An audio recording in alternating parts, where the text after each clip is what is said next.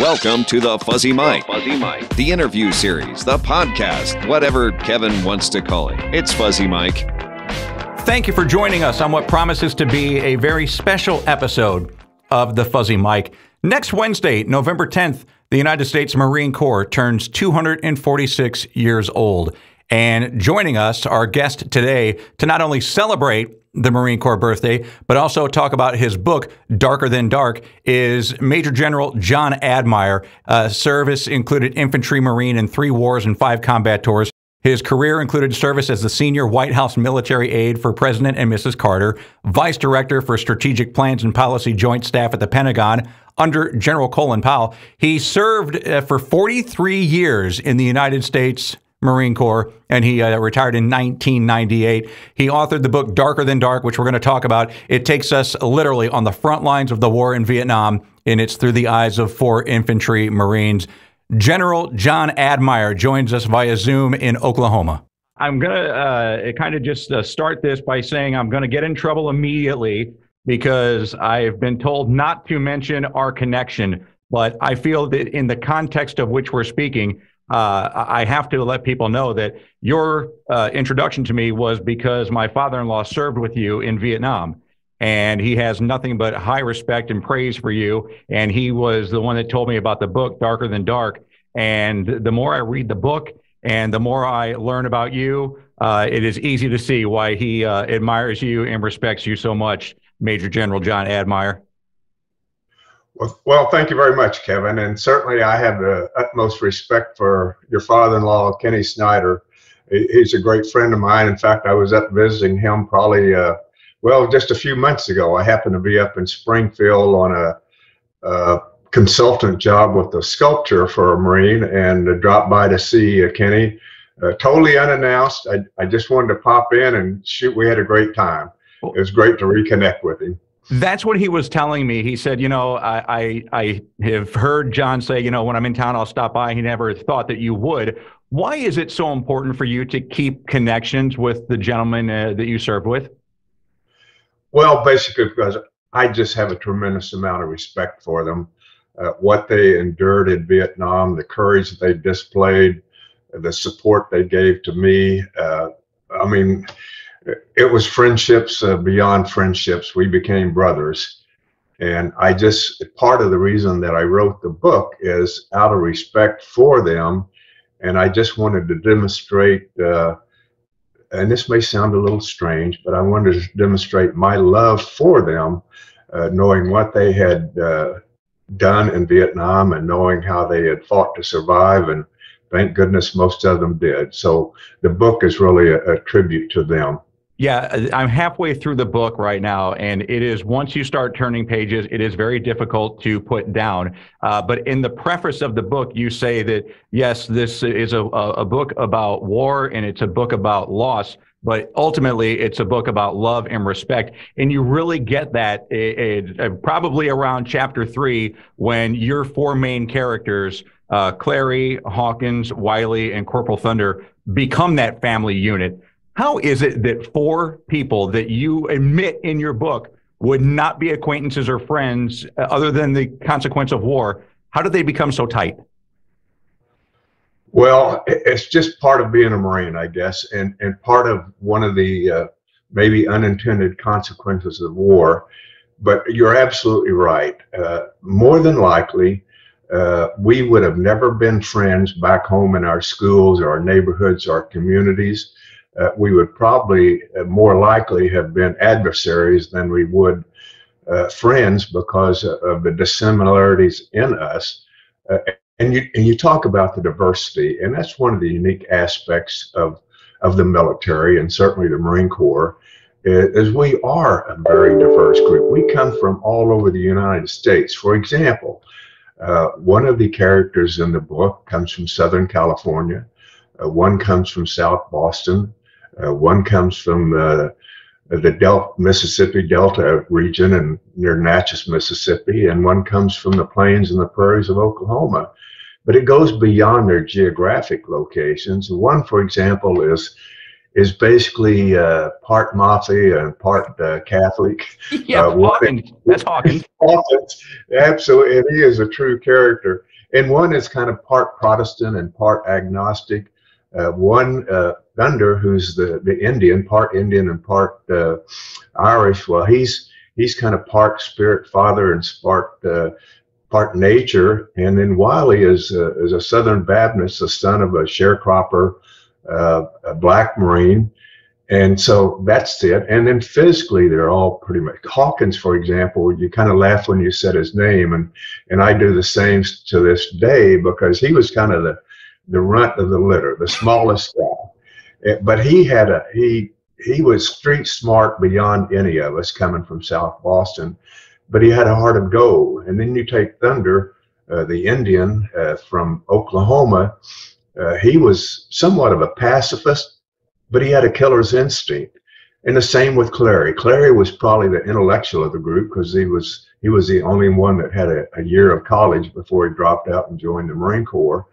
And then Wiley, of course, being the black and the son of a part-time preacher and sharecropper, was kind of the conscience of the team. But somehow or another, just through the combat, they bonded over time, and they became friends, they became brothers, they became family.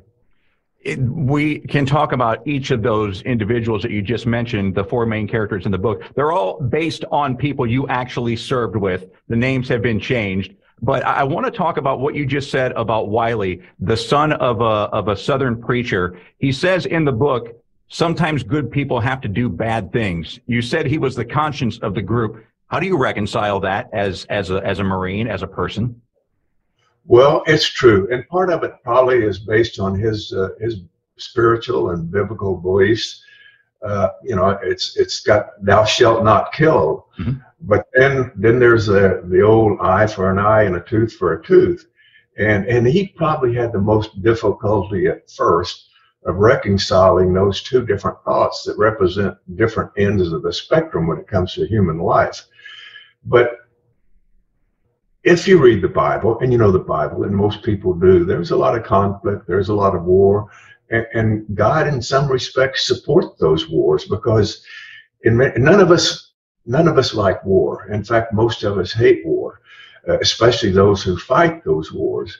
But yet we all recognize that there's a certain responsibility that we have towards war. If we want to maintain our freedoms and our independence, sometimes we have to go to war.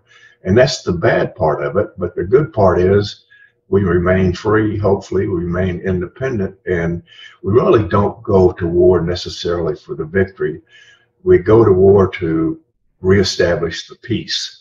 And that's what makes war kind of justifiable. And that's how we kind of reconcile it in our thoughts as we kind of went through a variety of emotional traumas and understanding the war that we were fighting. Now, Vietnam was a rather interesting set of circumstances, because at first it was very popular with the American people. 64% approved it, and then it kind of dwindled and dwindled, and then not quite a hero's welcome when Vietnam vets started coming home. In the book, you actually have one of the main characters say, "What are we fighting for?" When you went over there, General Admire, what did you think you were fighting for? Well, initially, I think our country, and it's not just myself, but I think our country agreed, and the general consensus was, as you just said, that the majority supported the war initially. And we fought for the noble cause of the freedoms and the independence of the South Vietnamese people, so that they would not be challenged by the communist or the socialist lifestyle. We wanted them to be free. And unfortunately, over time, propaganda and innuendo became the bywords of the war, and that support for the war quickly over time deteriorated and that was one of the darkest parts of the war for us, was to know that we were fighting a war, but back home people were fighting against us. It was a hard war to fight on the battlefield, but it was a hard war for the people back home to support over time as well. And we came to understand that. You had mentioned that that was a dark period, and you get that in reading the book when the news starts coming back to the front line, to the four main characters, that public support back home is not what it used to be. And that was actually written to you from a prior Marine who had served in Vietnam. So the title of the book, Darker Than Dark, when I first read that, I thought, well, he's obviously talking about the nighttime over there and how dark it can get. But the more you read this, the more you realize that that has many, many meanings. Darker than dark, obviously the nighttime. Darker than dark, what you're just talking about, that the public support eroded. Darker than dark, the inhumane circumstances under which you were dealing with people. I mean, it's a brilliant title. It really is a brilliant title to a great book, by the way. Well, thank you very much. And you're right. The darkness and those night ambushes when you were unable to see your hand right in front of your face in those dark monsoon jungles high up in the mountains or deep into the valleys. But it was the emotional darkness too, and it was the trauma. It was the darkness of death. But yet, you know, as we kind of sit in the end, when you get to the end, there is light that eventually overcomes the darkness, and that was a point that I wanted to make in the book as well. Well, I think you can see the light immediately in that these four guys just become so tight of a unit. And I want to get back to that a little bit. How can our country now, because we're incredibly divided, let's face it, how can our country now take lessons from those four in your book and become a better society? Well, and I agree with you, and neither one of us probably want to go into the political aspects of our country today. Yes. We are divided by dissent. We are fragmented by frustrations. We are polarized by protest. Today, as we were 50 years ago, and somehow or another, we have to set the bitterness aside and recognize that we're all Americans. We're all in this together. It's just like in war. It's not just the soldier. It's the statesman, it's the soldier, and most important, it's the citizen. And when we're all in, we win. But when we're not all in, we have a tendency to lose. And what we need to understand is we need to respect one another's views. Well, let me restate that. We need to respect the right of everyone to have their views. We don't necessarily have to respect their views, but we don't have to criticize those views either. Respect them because they have that right to have their views. And we need to understand that this country is based on the idea of a democracy that compromise works. Nowadays, we just don't seem to want to compromise. One side is totally opposed to the other. I mean, one side could come up with the most brilliant idea in the world, but the other is going to oppose it just because it's the opposing political party. Exactly. And that's not right. And we know that's not right. I know that you said you didn't want to get into politics, but we will have to get into a little bit of political talk later on because of the way that you worked your way up from an infantry platoon person in the Marines in Vietnam all the way to working right hand in hand with President Jimmy Carter and First Lady Rosalynn. So I want to talk to you about that. But let's get back to the book Darker Than Dark, and I want to talk about the very first chapter in which this is an unflinching look at what frontline war is like. And when that VC is brought into the firing squad with Corporal Thunder, and he notices things starting to go awry, that the VC has a hand grenade, and he decapitates the VC. How often did you see something like that when you were fighting?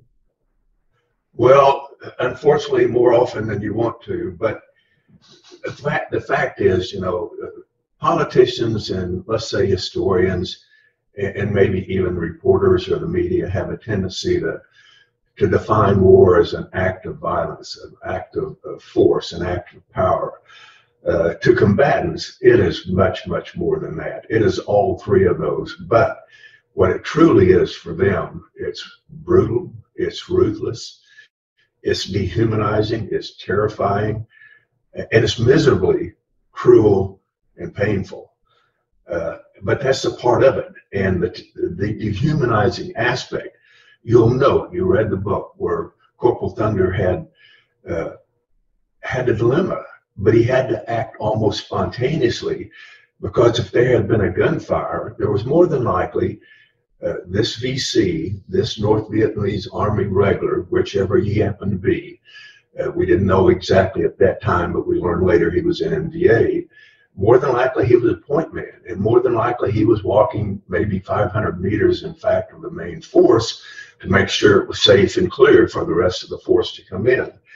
And if there had been a gunshot or something, it would have alerted that follow-on force, which would most likely have been a lot larger than this little 18-man patrol.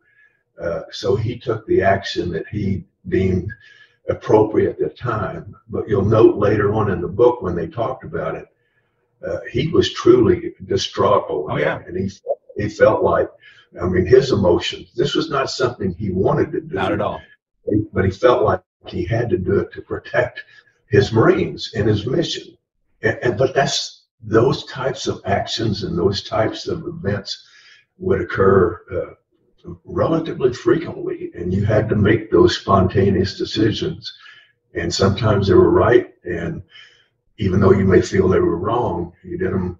Sometimes you did the wrong thing for the right reason. Oh, good people have to do bad things, is what Wiley said. Vietnam, in my understanding anyway, and I've read some things about it, and I haven't really talked very much about it with my father-in-law. Some people like to talk, some people don't like to talk, and I respect that. But Vietnam was different in the respect that there were different rules of engagement laid out on you guys. And then the Vietnamese were very wily folk. They would, you didn't necessarily know if they were friend or foe, and that's the way that they wanted it, right? Exactly right. For example, if you were operating near villages, like we were down in the Da Nang area, the VC, the Viet Cong, blended right in with the people, and you didn't know if it was a farmer, an innocent farmer, or you didn't know if it was a killer VC. And they terrorized the local people that they wouldn't. It was hard to get them to reveal who they were, because then their family or their community would have consequences, very severe consequences. It was a little bit different up near the demilitarized zone where we worked the latter part of our tour, because the NVA, they were an established fighting force. They wore uniforms and so on. But at times, you know, they would disguise themselves as local civilians and pass through the roads. So that was a challenging part. And then to complicate it even more, you know, you had the sanctuaries, you had the no-fire zones, you had the collateral damage, you had the ceasefires, a whole host of restrictions that were imposed upon us that certainly they did not abide by. So those were some very severe unintended consequences, maybe.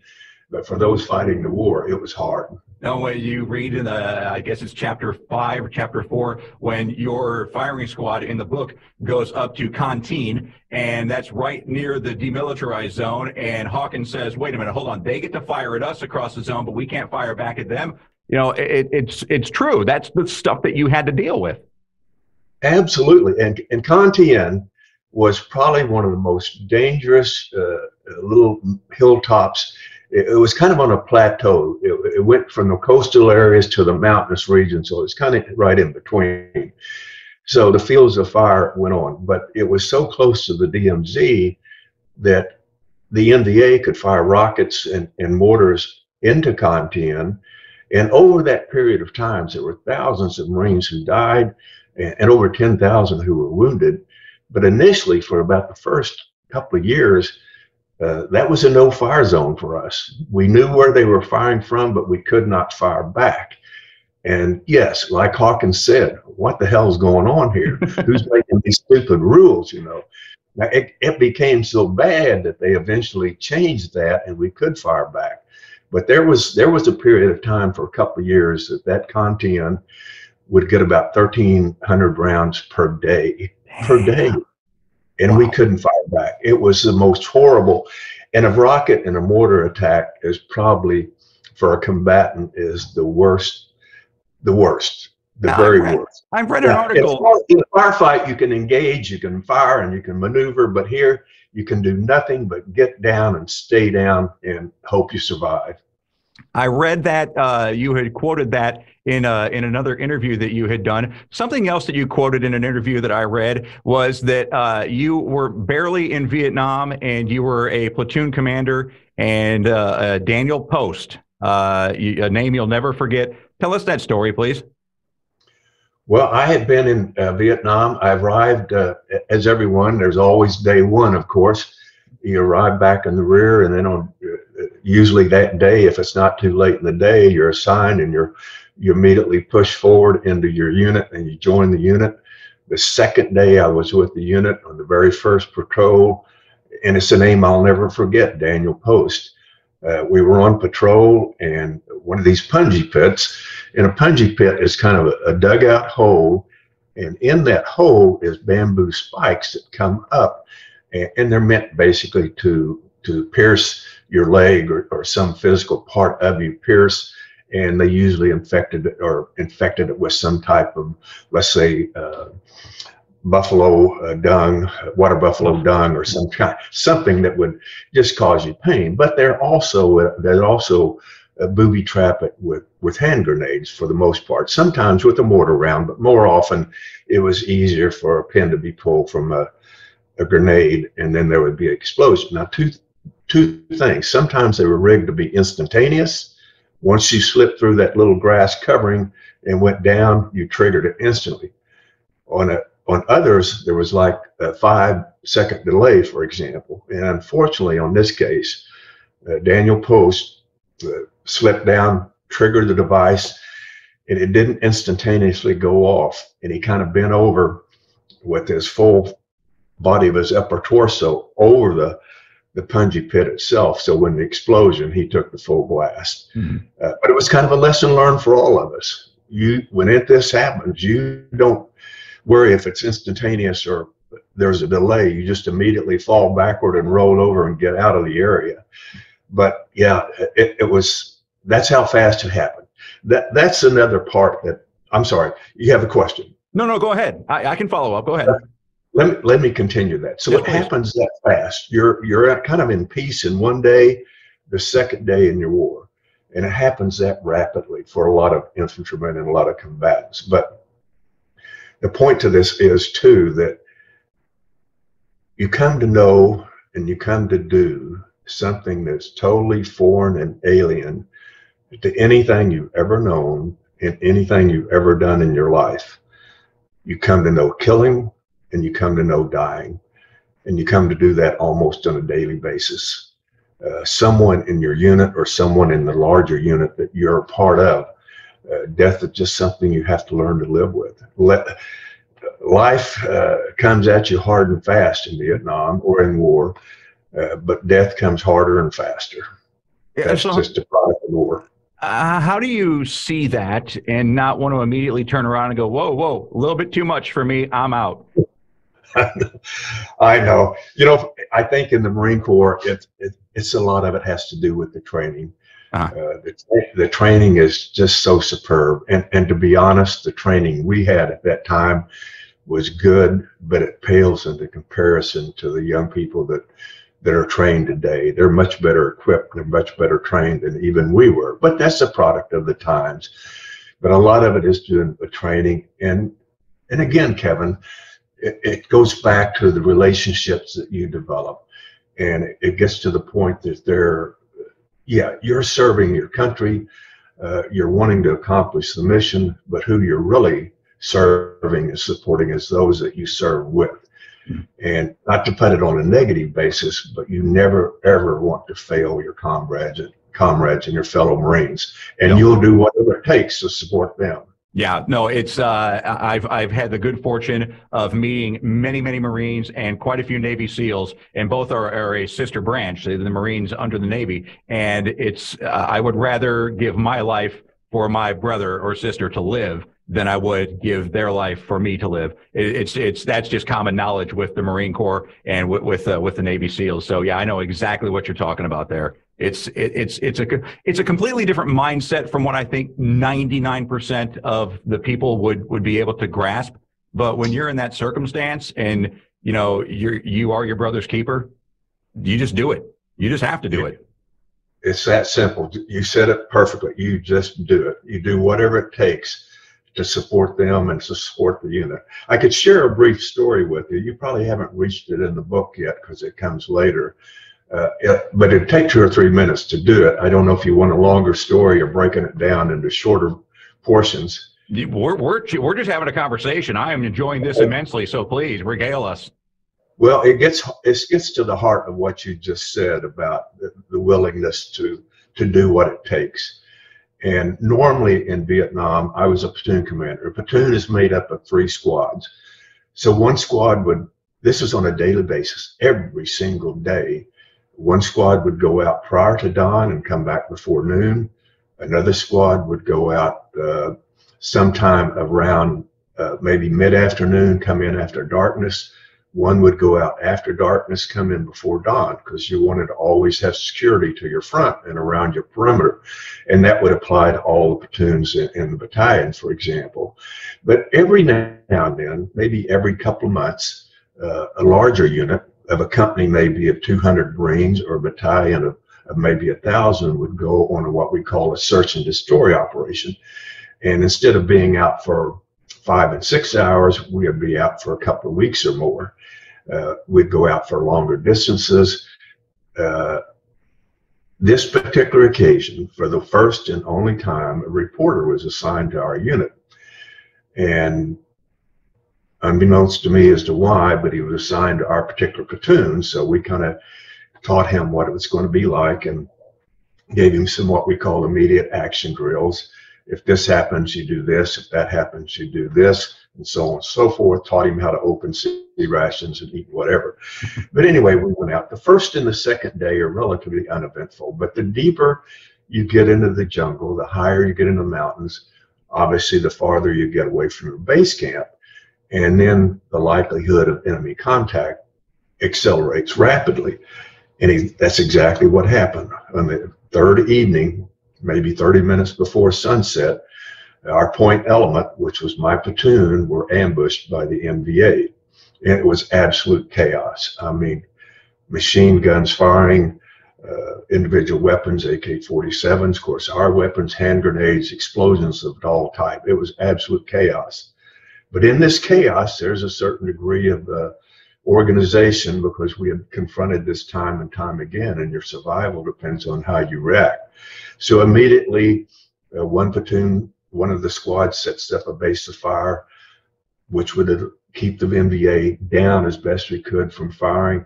Another squad flanks the enemy to try to force him out of the area. Another squad then goes into what was called the killing zone to extract the wounded and dead out of the area. And then it turned pitch black. And no one moves in the darkness, because anyone who moves, you don't know who, so you're liable to get fired upon. But we all knew, give that 3 or 4 hours, and the NVA were masters at withdrawal and retreat. Once they had inflicted the damage that they thought was all they could do, then they were masters at retreat and infiltration away. And we kind of held our positions. The next morning, we moved to a medevac zone, and we proceeded to medevac our casualties and our dead, and at the same time resupplied ammunition after the firefight. And I'm talking the 4 Marines that I just mentioned, that you have mentioned as well in the fire team. We were there. Well, one of our duty at that time was to care for the wounded, prepare them for the medevacs back to the hospitals in the rear or to the morgue. And this reporter, who we had not seen for hours, started walking across the helo zone, and his shoulders were hunched over. He was ambling, almost stumbling. You could tell he was still totally demoralized from the action that had taken place about 12 hours before. He was so dejected, it was almost pathetic. But he walked up to us, and he looked up to speak, and he really had a hard time speaking at first. It was almost a mumble, and he cleared his throat again, and he looked up and said, "I wouldn't do what you Marines do for all the money in the world."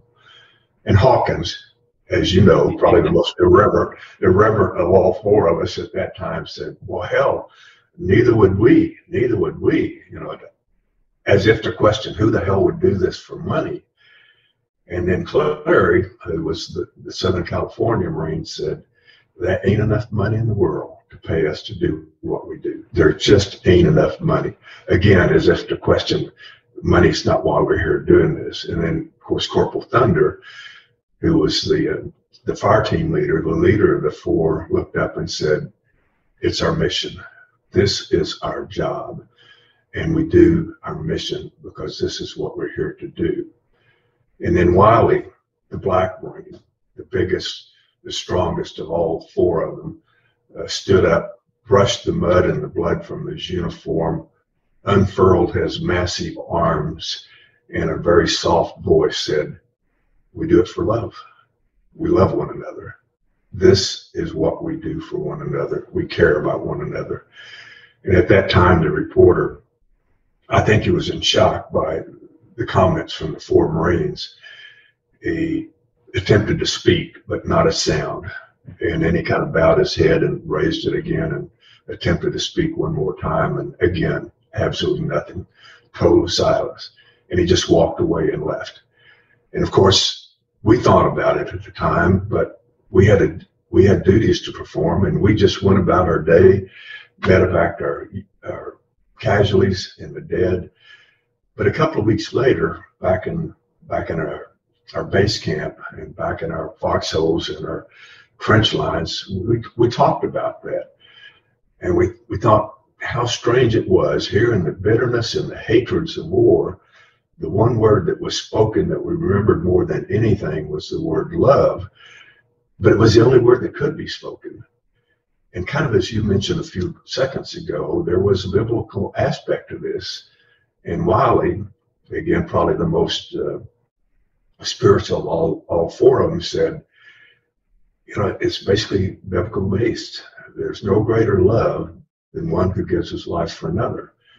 And that's just the way it is. And we accepted that, and it made us stronger, and it made us a better team. Our combat skills were essential to anyone who serves in combat. But it's those emotional attachments and relationships that are probably more critical to your survival than your combat skills. How do you separate, and that story brings me in line with quite a few questions that I have. How do you separate letting your emotions get too hyper or highly charged to where you're not thinking about what's going on? Well, that's a good question. And let me relate it to probably one of the most dominant fears, but yet or dominant emotions, but one of the emotions that you try to downplay as much as you can, and that's the emotion of fear. Uh-huh.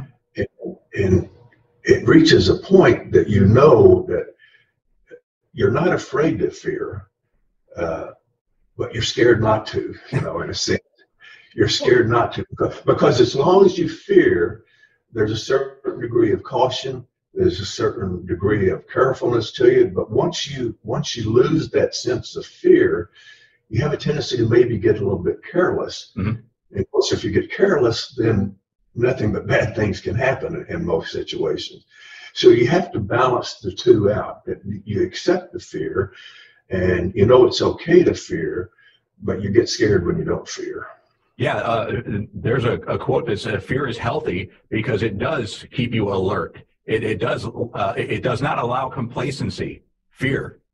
Absolutely, and that's a part of it. And we weren't psychologists, and we didn't understand this. We just, that's how it evolved, and that's how a lot of what combat is, just based on your experiences, and it evolves over time. And hopefully, you just have time to learn all these and contributes to your survival. Absolutely. You talk about survival. When you finish a patrol and you're done for the day, you're in your bunker, do you think, wow, we escaped death today, but now we got to do it again tomorrow? Or is it just, hey, one day down, another one coming? It was a daily deal. And you mentioned once you complete a patrol, every time you come in, whether it's a 4-hour patrol, 6-hour patrol, whether it's a 2-week patrol, the first thing you do when you get back and you kind of drop your gear and get refreshed, but usually within an hour's time, while it's still fresh, you get together and you sit down and you're with your group, and you'd have what we call an after action report. And we kind of evaluate, okay, what went right, what went wrong, what can we do better? And that's a healthy process to go through, because number one, you admit that hell, you're not perfect. Yeah, there are things you can do better, and the things you do better are going to contribute to your survival.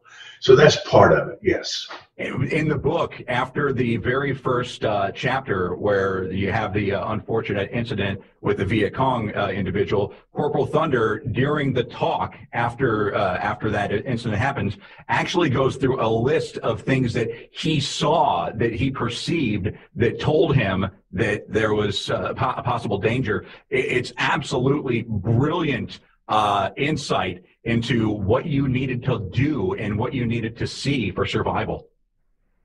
And you're right. And you'll note too that Hawkins, he's the wild cannon. Yeah, he's a dude that likes to fight just to fight. He scares me. He loves to fight, and you have to, and you love that in people. You'd rather have a horse that you have to pull back the reins every time instead of spur them on. But Hawkins was like that. You're right. And you'll notice how Hawkins at one point said, "Well, I had my weapon, my M14 pointed right at him. If he'd have done anything, I'd have shot him in a heartbeat." And you'll notice how carefully Thunder said, "Well, but that wasn't the best way to do, Hawk. Remember, if you'd have done that, there would have been a sound that had reverberated through this jungle, and we would possibly have alerted a larger force that would have come, and then we would have been in really deep trouble at that time." So you're right, exactly right. The perceptions, but that's part of that after action report. And I'm sure that Hawkins learned. He said, "Oh, hell, I didn't think of that." But Thunder had thought about that. He knew. Yeah. Let's go a couple of rapid fire questions in regards to the after action. I want to ask you, there's a part in the book where Clary is just absolutely frigid. He's wet. He's cold. How do you continue? I've been in that situation before in one of my ultra endurance runs. I have the luxury of just stopping, going to the car, putting a coat on. How do you continue when you're near hypothermic? Boy, it's hard to talk about being close to being hypothermic or being cold in Vietnam, because we think of it as tropics. No, but I swear, Kevin, I've been as cold as I've ever been in my life in Vietnam, in the tropics. But it wasn't necessarily the temperature, because the temperatures were probably in the 50s over the winter. But it was the monsoons. I mean, it would rain the monsoon period. I did 3 tours. So I kind of got familiar with all this over time. But in the winter months, you'd go 6-7 weeks without even seeing the sunshine, nothing but clouds, nothing but rain constantly. So you were soaked. And I remember going through training, and a lot of drill instructors talking to us about survival. And many of these were World War II veterans. They were certainly Korean War veterans. And they would talk about how to survive in the cold. And I remember them talking in one particular class how they'd take their socks off and wring them out as best they could to get whatever wetness was in there, and then put them under their armpits to at least dry them out overnight so that it could be a little bit. And I thought to myself at the time, "Oh, hell, this is never going to happen to me." Well, it did, and I sure did in Vietnam. But that's the nature of it. But another kind of stupid story, but it's a true story. Normally, my platoon sergeant and myself and my corpsman, we would share a bunker, or we would share a fighting hole, or we would share fight at night. And of course, one of us was always on duty. But over time, particularly when we were in the field, we'd kind of at first flip a coin. Okay, who's first? And the one who won would sleep in the middle, so the body heat from the other two would help keep warm. Of course, the next night you were on the outside, and another one got in the middle. But that's how cold it got. And there were nights I don't think I slept much at all, just from shaking. I'm a real sissy when it comes to cold. I just don't like cold and pain. But you just have to endure it, and there's no escaping it. It's there. So you just pray. Were your feet blistered? Were you chafed beyond all get out? That was one of the things that we fought hardest against, because we're in the rice paddies near the coast. or certainly in the mountains, there was a lot of streams you crossed, and in the monsoons, there was no escaping it. But one of the things that you were religious about with your troops was that every night you take off your socks, the corpsman would check your feet and make sure you weren't getting a trench foot or something, and just massage them for a few minutes, try to get your socks warm. Now you only kept them off for a few minutes because we normally slept always in our boots and our uniforms. We just, if something were to happen at night, you didn't want to be barefooted and having to redress, so to speak. But you're right, that was a constant challenge in the wetness and the monsoons, is to make sure that we were physically fit in all respects. And one of those was, as infantrymen, your feet and your legs are pretty important to you. And we checked that religiously every night. So can you fall asleep anywhere now? Pretty much. Of course, as I've gotten older, I'm 79 now, I've become a master at taking naps. What did it smell like there? We can get the texture and we can get the visual and the audio from the book, but what does it smell like there? Vietnam, up in the mountains, in the valleys, in those rivers and streams, was probably as beautiful a country as you could ever imagine. I mean, in some respects, it was the spiritual purity and the transcendental beauty was obviously there. Unfortunately, it was the war that degraded all of that. So you weren't really focused on the beauty or the nature and the wildlife and so on. And obviously, even despite that beauty, you just considered it an ugly country because of the environment itself. And that's what made it ugly for you. But in terms of smell, we operated up near the DMZ. There were no villages. I mean, occasionally we would see civilians who would walk the main road or be in the mountains, or the Montagnards were, kind of famous people who lived in the mountains. They were mountain people. And they were pretty neutral. They weren't Vietnamese, they were Vietnamese, but they weren't pro-North, they weren't pro-South. They just were pretty independent entity among themselves. And but unless you got close to one of their camps and could smell the campfires and the cooking, for the most part, the smell was not a major sense to you. Now your sense of sight, your sense of hearing, and so on was very important to you, but sense of smell. But you raise an interesting point though. When we'd go out on patrol, we would, back in those days, a lot of people smoked, a lot of military, a lot of young people smoked. But if you're in almost a sanitized environment like these mountains were, particularly in the jungles, particularly when it was the monsoon would wash out any smell. But if you smoked a cigarette out there, that would leave a trail, and I'm sure the Vietnamese or the NBA could smell that anywhere. Even the food that you took with you ate it cold. You didn't heat it up, and you put the cans back in your pack so you wouldn't leave them there, because if you didn't, that might become a booby trap in the future, etc. So smell really wasn't a sense that we were that concerned about, as much as we were obviously seeing and hearing and so on. And you raise an interesting point though. I remember years later, I fought in 3 different wars, but over time the technology changed and we got night vision devices, for example, during the Gulf War. Well, they were just kind of coming on, so a lot of our Marines didn't quite know how to use them or adapt to them. Of course, we got the training, but at first, when your troops start using night vision devices, for example, they're so focused and so concentrated on the sense of sight that they forget about hearing, and they're not hearing like they should. And so you have to tell them, hey, okay, focus on the sight, but keep your other senses alert too. And so your question about smell was an interesting one, because your senses, all your senses, have to be operating at full speed. Oh yeah, they've got to be honed in. Every single sense has to be honed in. Could you, if you had to, could you eat a sea ration today? What do they taste like? Well, thank God I don't think too many exist anymore. For example, during my first tour in Vietnam, most of the sea rations, and this is the honest truth, most of these sea rations were Korean War vintage. I mean, they have a lifetime span of a couple of decades. And they are they're one of the most horrible. I don't know how we survive. And one of the ones that we used to hate the most was what we call ham and lima beans. Man, and there's nothing worse than opening a can of ham and lima beans in the morning with the rain falling off your poncho, dripping into them, and eating them cold. I mean, that was about as horrible a meal. But you know, the second and third tour that I went back to Vietnam, the sea rations had improved dramatically.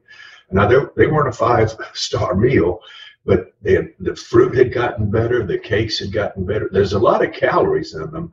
It's just sometimes you kind of have to hold your nose and gag to get them down. We would always, there was one, in a box of sea rations, there were 12 meals, kind of 4 for breakfast, 4 for lunch, 4 for dinner type. And Marines would always just love to get pound cake and peaches. Of course, they didn't come in the same packet, so you had to save up over time. And people could trade, they would trade their mother for it changed. Meals ready to eat, they were a good meal. I'd eat those today if I had them, type thing. But they had much better selections and much better meals and much better way to heat them and so on. So it did improve significantly, but it took a while to do it, yes. You talked about for food, for good food, you'd trade your mother. How did family affect your time over in Vietnam, and how did hope affect your survival? Boy, writing letters home was mail call was probably one of the most important parts. Now, we didn't get mail call, but maybe once a week. We were so far forward, and sometimes maybe a little bit more often, but traditionally it was about once a week. And a letter from home meant the world to everyone. Mm-hmm. It's a lot different today because most troops have cell phones and they can call internationally, and so it's a lot different. The one thing I will make a comparison here. I remember in the Gulf War, for example, not everyone had cell phones at that time. They were coming online, but in the Gulf War, at different spots on the battlefield, there would be a little outpost, so to speak, and it may have 50 or 60 phones, just regular phones, not cell phones, but regular phones hooked up and whatever. And so troops could maybe get back every 2 or 3 weeks and make a call home or whatever. But the interesting thing about phones is this, particularly, let's say let's look at it, reality, as for a young couple that had just been married and all of a sudden her husband's deployed and he's been away for 4 or 5 months, or a girlfriend and a boyfriend or whatever. Maybe it was a little bit better with marriages that had been 10 years or more. But you're apt, when you're calling a young bride, or when you're calling your girlfriend, to get upset. You may think, well, is she cheating on me, or is she doing this or that? And you'll say things that you shouldn't say. Whereas if you're writing a letter, you have a tendency to think about it just a little bit harder before you do it. Because what you said, it's there. And so we had all kind of problems to deal with heartaches and heartbreaks and this and that. But it's just one of the things you have to go through and experience. Now, that answer leads to a bunch of different questions, but I think it's a perfect way to segue into, you have time to think, okay? When you're on a patrol, your night ends, you don't have time to think about the next day starting. But when you say, I'm going into the Marines for 2 years, but you end up making it a 43-year career, you obviously have time to think about re-upping for 3 wars and 5 tours of duty. Why did you keep going? Well, the basic answer is this. The Marines that I served with, those Marines with whom I served, I absolutely fell in love with. And that sounds like a romantic thing to say, but it's not. I don't mean it. They became my family. And I was a batch for many of my years in the Marine Corps, and they literally did become my family. I know when I was eventually, of course, in many respects, I was a draft dodger. In 1965, you didn't have much choice. I had graduated from college, and I knew the draft notice was coming. And so I remember distinctly, I told my dad, I said, Dad, I'm thinking about becoming a draft dodger. Of course, my dad had served in the naval forces in World War II. My grandpa had been in the Army infantry in World War I. He never deployed overseas, but he was in the Army infantry. And so my dad kind of frowned when I said I was going to be a draft dodger. And he said, well, son, how in the hell are you going to do that? I said, well, Dad, I'm joining the Marine Corps. He just kind of smiled and then broke out laughing and said, well, that's kind of an insane way to do it, but be my guest. And I was going in, initially I was going in for 2 years and get the heck out. I had no intentions of making a career in the Marine Corps. In fact, I was probably one of the few. I had rheumatic fever as a freshman in high school, and that's a pretty significant disease to have back then. I had to get 2 different waivers to get into the Marine Corps. I mean, half the young people in America were looking for waivers to get out of going, and I was looking to get in. But I just felt a responsibility to support my country, and I'm glad I did, because the Marine Corps helped define my life, and I think made me a lot better person than I would have been otherwise.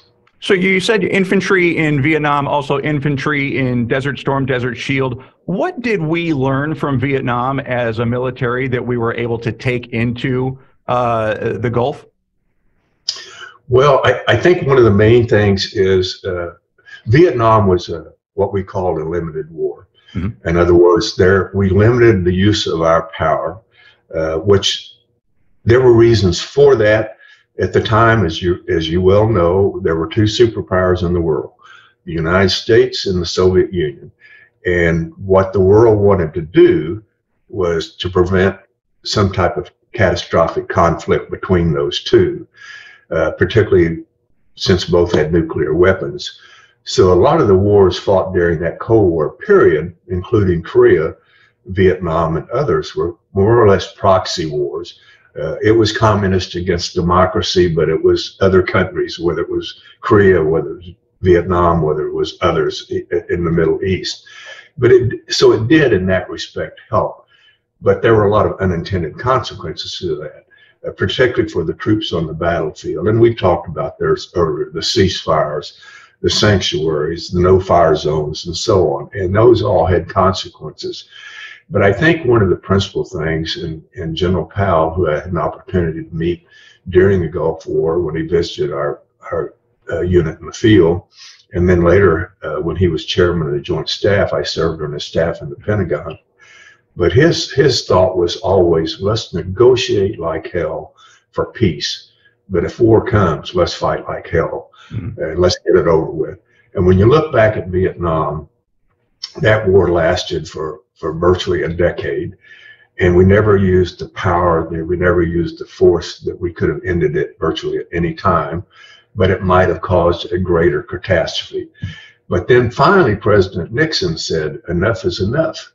So he unleashed the bombers, and in 11 days of bombing, there was a negotiated peace. Unfortunately, it only lasted a couple of years, and then the NBA broke it and they went south.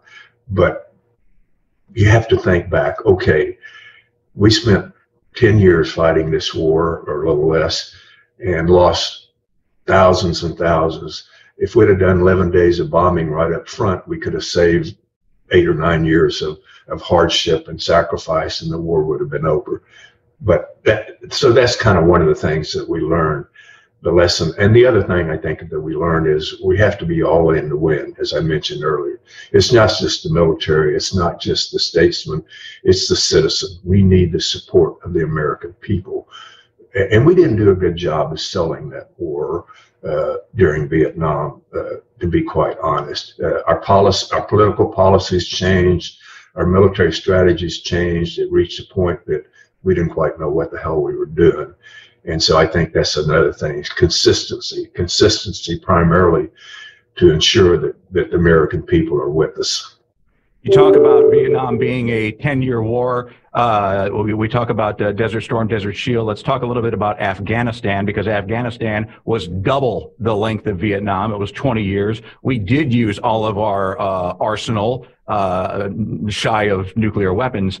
How disheartening is it for you, as somebody who saw infantry level all the way up to the highest part of your career, which was working at the White House? How disheartening was it for you to see Afghanistan end the way it did?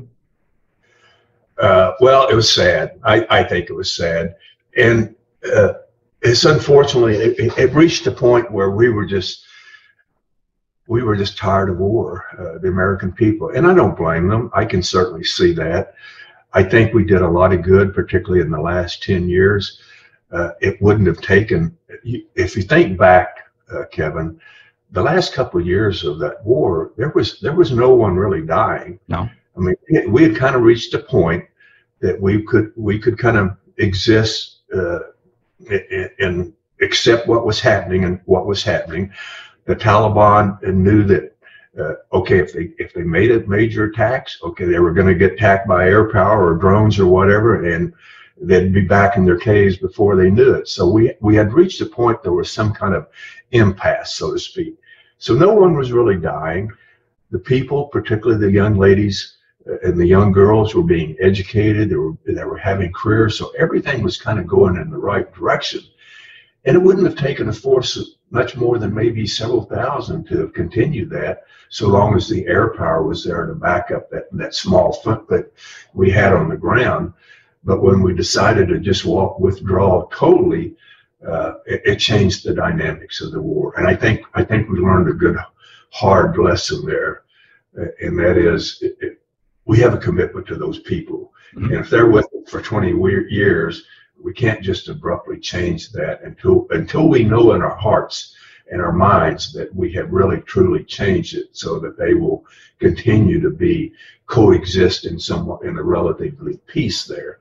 But you know, the other thing about that, Kevin, is once you've traveled and worked in the Middle East, and I've been there years and years, everything from Israel to all the Middle Eastern countries to Kuwait, the Persian Gulf countries, and so on and so forth, is the animosities there. They are bone deep. Yeah. I mean, they have existed for not centuries, millenniums, and they're not going to end anytime soon. But you can develop some type of status quo, hopefully, so there'll be peaceful coexistence. Well, you talk about peaceful coexistence. I have to read this stuff because I want to make sure that I get everything correct. And you being you, I'm sure you're going to be embarrassed by all of this, but these are just some of the accolades that you have been garnered in your distinguished 43-year Marine career. Member of the Oklahoma Military Hall of Fame. Your career included Senior White House Military Aide for President and Mrs. Carter. I want to talk to you about that. Vice Director for Strategic Plans and Policy Joint Staff at the Pentagon under General Colin Powell, the late General Colin Powell now. I want to talk to you about him. And I want to also talk to you about what we were just discussing with the withdrawal of troops. Can we trust the Taliban? Not at this point. I don't see how we can. And I base that on the actions they're taking now. Uh-huh. They can say one thing, but I base my trust based on actions. It kind of goes back to President Reagan when he said, to a certain degree, trust but verify. Well, until you prove to me that you're going to do what you say you do, let's verify this before my trust is going to go too high on the trust meter. Exactly. And that's really something Corporal Thunder in Darker Than Dark actually discusses as well with the very first episode in Chapter 1. Don't trust, verify, and then you can then trust. So absolutely, you put that into practice right there in the first of the book. We were talking about the animosity runs bone deep. You met Pope John Paul II, and you were also there when the massive peace agreement, the Camp David Accords with Egypt and Israel, Anwar Sadat and Menachem Begin. What was that like, seeing those two countries come together? You know, it was amazing. And one of the amazing part, in addition to what transpired at the White House and on the North Lawn there when they signed the treaty, was a couple of days before that up at Camp David, the Marines, and I was stationed at Marine Barracks 8th and I there in Washington, D.C., we went up to Camp David and we did what we call one of our evening parades for President Sadat and Menachem Begin. And it's just a ceremonial parade, and it's done in the D.C. area every Friday night during the summer months and every Tuesday night out at the Iwo Jima Memorial. But I will never forget that at the end of that parade, we kind of line up so that the dignitaries, in this case, President Sadat, Menachem Begin, and President Carter, could walk through the receiving lines, and we'd have an opportunity to shake hands with them. And I will never forget this.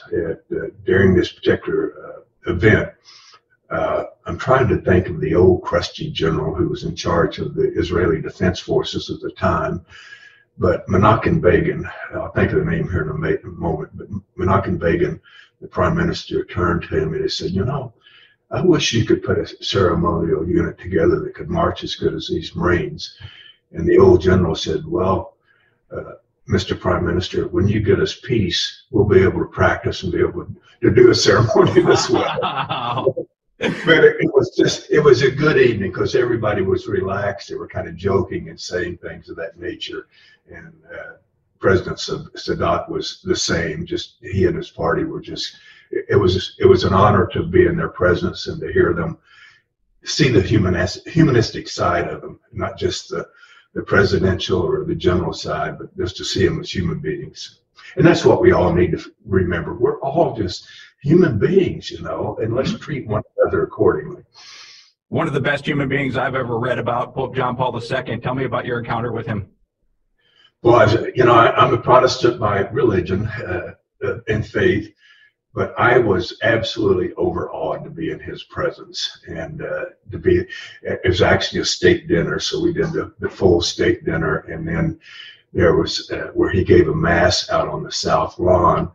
And then after the mass on the South Lawn, they would come up in the stairs, the portico there, and certain guests, not everyone, but a few of the major dignitaries, primarily some of the secretaries, would come into the blue room. And in the blue room was just the president, Mrs. Carter, and it was the Pope and his designated, and myself. And the Secretary of State or who would come by, and he was probably one of the most gracious gentlemen. I've never been inspired probably by as much as I was that day, just being in his presence. He was quite a gentleman and quite a person. You mentioned that you worked for the late General Colin Powell. You said he was probably the best leader you've ever met. What makes a good leader?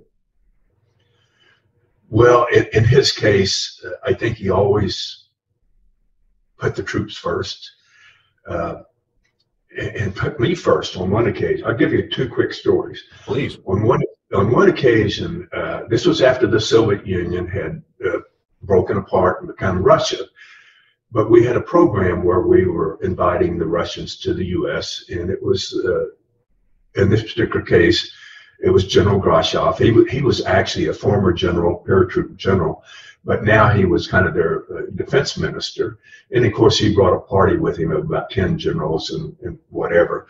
It was a good sized organization. So while we were in the DC area, we did the Tomb of the Unknowns. We did a number of tourists to the traditional tourist site to let them see America and let them see our country. And then the next day, we went out to the Strategic Command in Omaha, and I will never forget one of the questions the Unified Commander there was giving a brief, and General or Secretary Minister Grachev said, "Is this really the real play? Is this really the Strategic Command? We've had you targeted in our missiles and our long-range threats for years, and I can't believe I'm here. This can't be it." And the general had to assure, no, this is it. This is the place that you're probably targeted. But then after that, we went out to the one thing that the Russians wanted to do. Well, two things. The last thing they wanted to do, they wanted to go to Disneyland. So we spent the afternoon at Disneyland, and then they wanted to go up to Universal Studios. And one of the reasons is Arnold Schwarzenegger is a folk hero in Russia. They love it. And so they wanted to meet him, and he happened to be filming a movie at that time. And General Powell, of course, who's friends with it and knows everyone, had arranged that we would do that. Well, they enjoyed Disneyland so much, and we stayed a little longer than we should have. And then we got to the Universal Studios, which was a great tour. But by then it was getting, close to 2300 or midnight, and General Gorbachev's wife kind of did the timeout signal. Hey, this is it. Let's go to the hotel. So he might have been a retired general. He might have been the defense minister. But when the wife spoke, that ended the tour. So we went to the Four Seasons. But the next day was the end of their trip, and we drove down to El Toro, which is a Marine air base at that time. And I'll never forget this, Kevin. And I've never written about it because people would probably think that I made this up. But he had I'm sure his interpreter was a KGB rep, but he was there. It was General Gorbachev and myself, and we were driving from LA back down to El Toro so they'd catch their flight home. And just kind of out of the blue, General Gorbachev, through the interpreter, said, "It's hard to believe that my country has lied to me, lied to us all these years." And so the interpreter said, "Now I'm thinking, well, what did he really mean by that? What quite is prompting him to say that?" And before I could say it, the general made his next statement. He said, "We're all the same. You know, I've loved the American people. I've loved this country. I've loved the way they've hosted us. It's just hard to believe that we have to be enemies all these years, and probably still are, and may be forever." But that's the human side. Yeah. But the point of the story is that was a Saturday, so I got back home in the DC area late Saturday night. So I went in Sunday to do my trip report, because you always do a trip report to explain what happened and how it went and what was right, what was wrong, and so on. And I typed it up myself. I put it in my boss's box. But the next morning, Monday morning, the general always has about a 7 o'clock briefing, and with all the staff around. And as part of that briefing, General Powell said, "John," when it got to me, he said, "John, how did the meeting go with General Schwarzenegger?"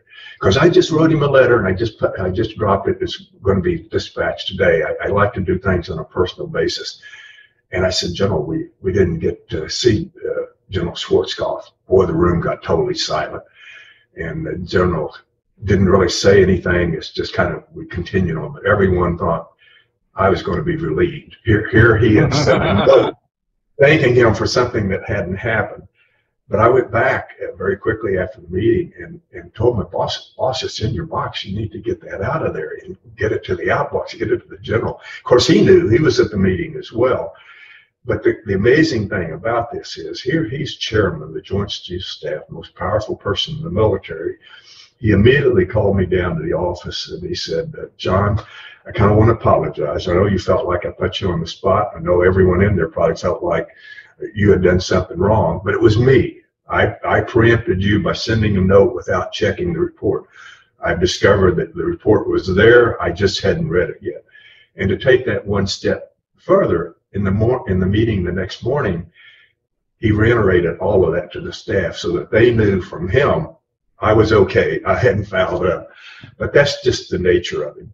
And when he retired, about 6 weeks before he retired, a couple of times a week, there was a little alcove near his office. And he would come there, and section by section or group by group would send about 50 people up there over an hour period of time. And he made sure, there's about 1,600 on his staff, and he made sure that every single person that worked on his staff, from privates or PFCs to corporals to general officers, got a personal note from him and got a person stand there to get a picture.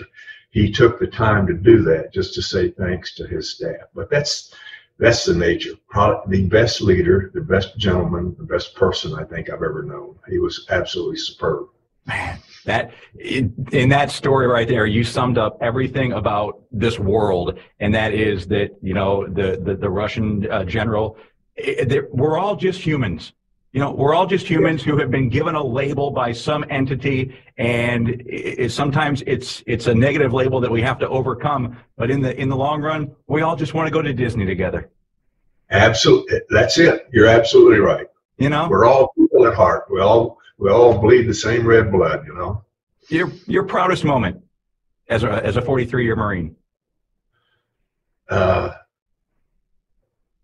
I've had a lot of proud moments as a Marine. But later on in my career, I think the proudest moment for me was was becoming a dad. Yeah, I know your daughter means the world to you. She co-wrote the book with you, right? She was kind of the reason that I did write the book, but becoming a dad was probably my proudest moment, and it remains so to this day. But when she was in high school as a freshman, her political science teacher just kind of asked the classes, does anyone have a grandpa or a dad or relative who served in Vietnam? If so, do you think they'd be willing to come in and give us a talk in our class? And my daughter quickly raised her hand and said, yeah, my dad will. He'll do anything for me. And she knew that. But that was, and I wrote about that in the book. That's part of the book. But that's one of the reasons I wrote the book, was it's a part of my life that she knew really virtually nothing about. And that helped us start talking about Vietnam and start talking about military service and so on. But yeah, that's the proudest day of my life, was when I became a dad, and every day of my life she's made it even prouder. I just love her to death. What would your dad think about the distinguished career that you went on to have? Well, I was blessed that my dad lived till he was 92. Holy smokes!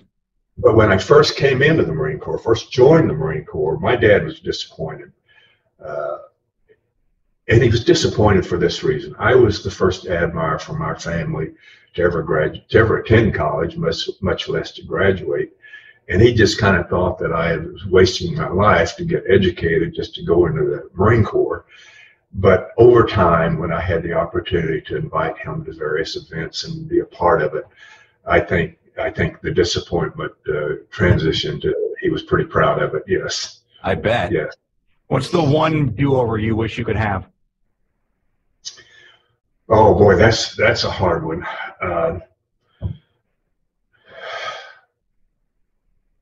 Not quite sure how to answer that one. That's a great question. I'm an old journalist by trade. All right. But I get, you try to live your life with no regrets. And certainly we all have regrets. But virtually every single one of those regrets is an experience, even the negative ones, is an experience that we've learned from and hopefully has helped make us better. But I will say that maybe my one regret is this.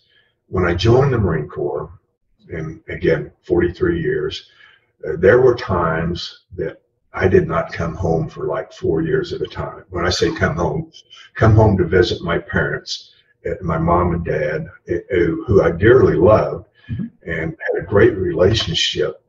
But I was so, I'd be in Germany, I'd be in Asia, I'd be here, and I was so gung-ho to be the best Marine that I could be that I neglected my family. And I look back now and I think I should have come home. They would have loved to have had me home. I would have loved to have seen them and share more time with them than I did.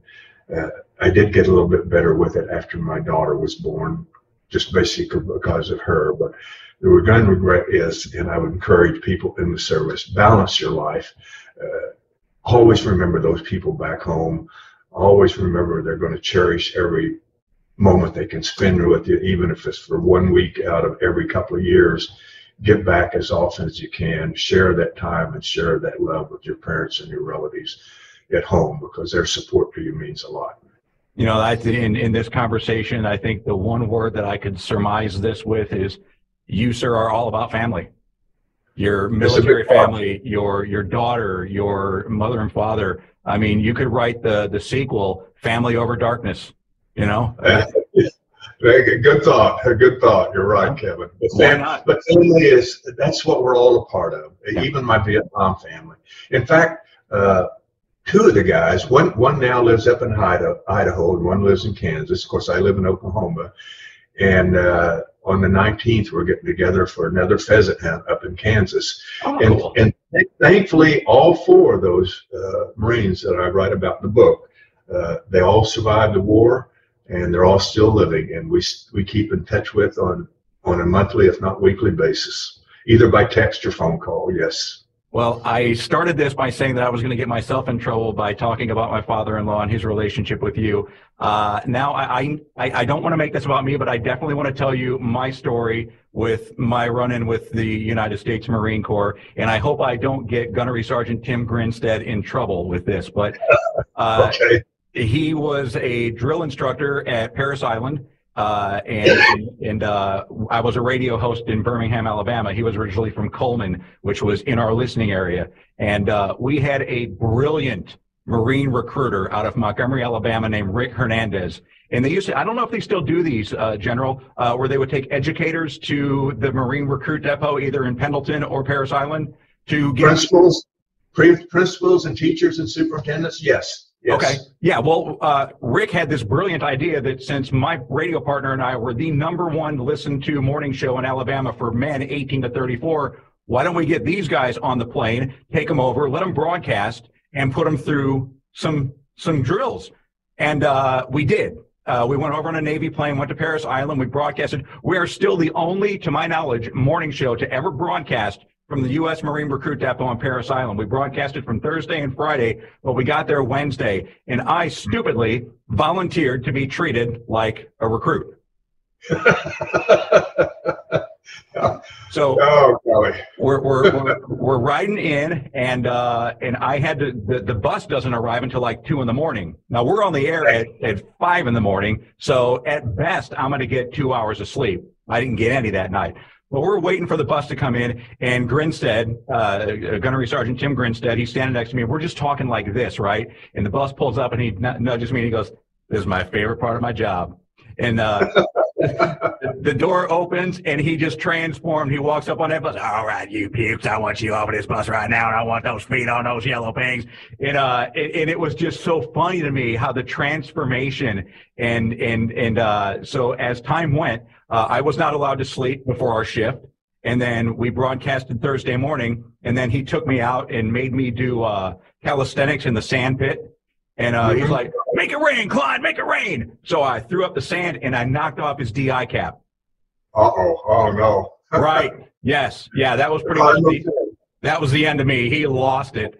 But where I'm going with this is I received many awards in radio, lots of accolades in a 30-year career, and I don't keep any of those, but I keep 2 things from my radio career, and that is my official call sign from the U.S. Naval Aviators as Gump Man, which was bestowed upon me by U.S. Congressman Pete Olson, and then the chevron that Gunnery Sergeant Grinstead took off his uniform and gave to me, and gave me full privileges to any time I'm with a Marine say, "Hoorah, sir." All right. Now, a great story, and you're right. Boot camp in the Marine Corps changed my life. It defined my life.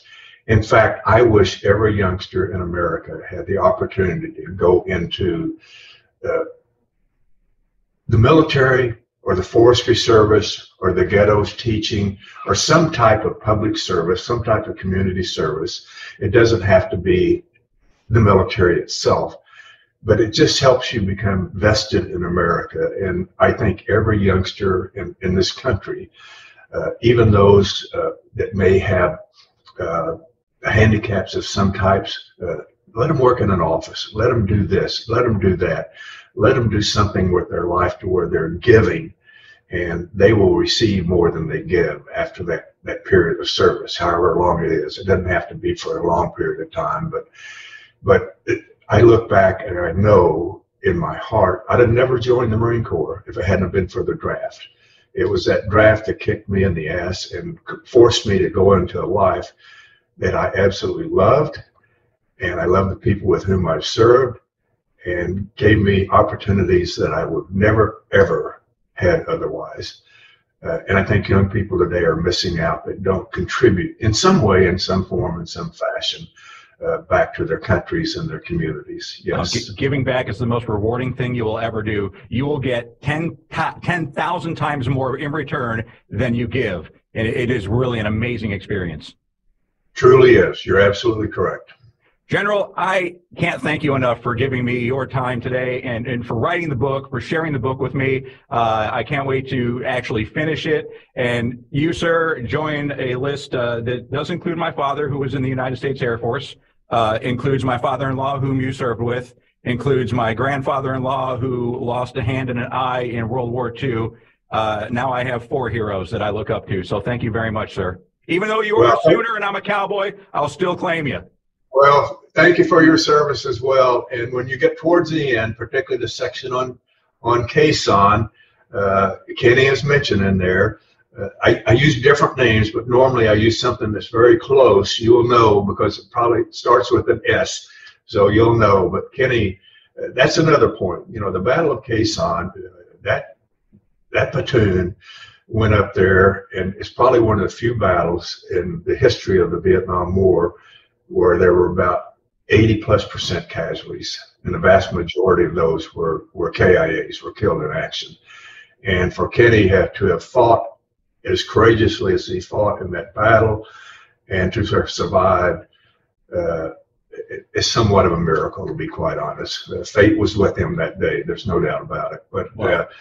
I thank the world of Kenny. I love him. I can't wait to get back and visit with him again someday. Well, I can't believe he still allows me to be married to his daughter. I went to the firing range on Quezon at Parris Island, and they gave me 8 shots, and I missed 16 shots. Before I hit the 50-meter, I came home, told him about that, and he gave me a shotgun, and he said, "I don't care, just hit the barn." I missed the barn with a shotgun. So, yeah, as somebody as proficient in weapons as my father-in-law is, it's still amazing that he claims me as his son-in-law. I'm sure he's proud of you. I certainly hope so. I'm certainly proud of him. John, thank you so much, and I hope that this isn't the last time we get to chat. It's really been amazing, and so much more to talk to you about. So thank you very much, sir. Thank you, and enjoy the rest of the book, Kevin. I enjoyed talking with you. That's it for the Fuzzy Mike. Thank you. The Fuzzy Mike with Kevin Klein. Executive producer Trish Klein. Mouth noises by Zach Sheesh at the Radio Farm. Get your Fuzz Fix online anytime at thefuzzyMike.com. Everywhere with the iHeartRadio app and in this pocket. Wow, that is a lot of fuzz. Thanks for listening to the Fuzzy Mike.